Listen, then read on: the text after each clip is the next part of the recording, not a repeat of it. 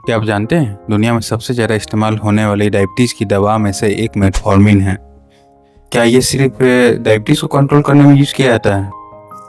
इसके क्या side effect है? ये दवा किस तरह के पेशेंट को नहीं लेना चाहिए? चलिए आज हम इस वीडियो में जानेंगे कि इस मेडिसिन के क्या साइड इफ़ेक्ट है, इसकी यूजेस क्या है और किस तरह के पेशेंट को इसे नहीं लेना चाहिए। What is metformin?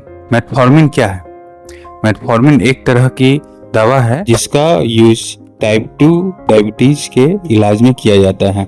ये शरीर में ब्लड शुगर कम करने में मदद करता है। मेटफॉर्मिन 3 तरीके से काम करती है। पहला है ये लीवर में एक्सेस बनने वाले शुगर को कंट्रोल करता है। ब्लड में इंसुलिन के सेंसिटिविटी को इंक्रीज करता है। आंतों में शुगर के एब्जॉर्प्शन को कम करता है।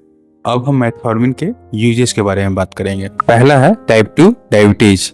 ये मेटफॉर्मिन का सबसे प्रमुख उपयोग है। यह ब्लड शुगर को कंट्रोल करने में मदद करता है। दूसरा है प्री डायबिटीज।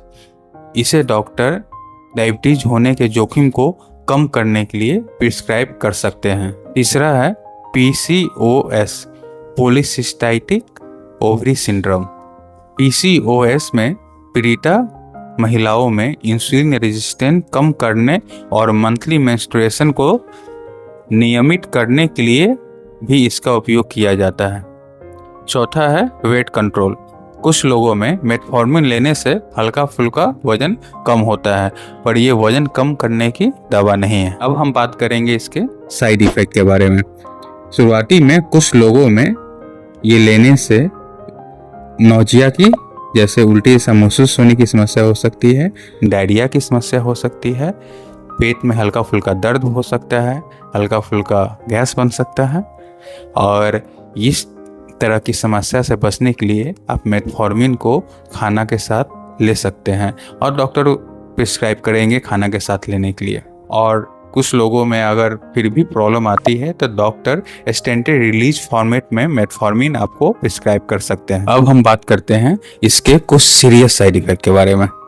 पहला है, अगर मेटफॉर्मिन आप लंबे समय से ले रहे हैं तो आपके शरीर में विटामिन B12 की डिफिशियंसी हो सकती है। इसके लक्षण है काफ़ी कमजोरी महसूस होना, हाथ पैर में झुंझुनाहट आना और याददाश्त कम होना। दूसरा सीरियस साइड इफेक्ट है लैक्टिक एसिडियोसिस। ये बहुत ही रेयर साइड इफेक्ट है, बहुत ही रेयरली पाया जाता है, पर यह काफ़ी गंभीर है। और ये होता है तो शरीर में लैक्टिक एसिड बढ़ने लगता है, जिसके कुछ सीरियस लक्षण हैं। इससे पेशेंट को सांस लेने में दिक्कत हो सकती है, काफ़ी ही कमजोरी महसूस हो सकता है, बहुत ही ज़्यादा गैस बन सकता है और हो सकता है चक्कर आ सकता है। अगर इस तरह की सीरियस कंडीशन आपको हो रही है तो तुरंत आपको हॉस्पिटल विजिट करना चाहिए।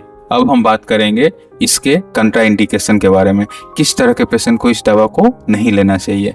जिस पेशेंट को लीवर की सीरियस कंडीशन हो उसे इस दवा को नहीं लेनी चाहिए। दूसरा, जिस पेशेंट को किडनी की अगर सीरियस कंडीशन है उसे भी इस दवा को नहीं लेनी चाहिए। तीसरा, अगर पेशेंट को किसी तरह की सीरियस हार्ट प्रॉब्लम है तो भी इस दवा को नहीं लेना चाहिए। और सबसे, अगर पेशेंट को पहले लैक्टिक एसिडियोसिस हो चुका है तो उस केस में मेटफॉर्मिन नहीं लेना चाहिए।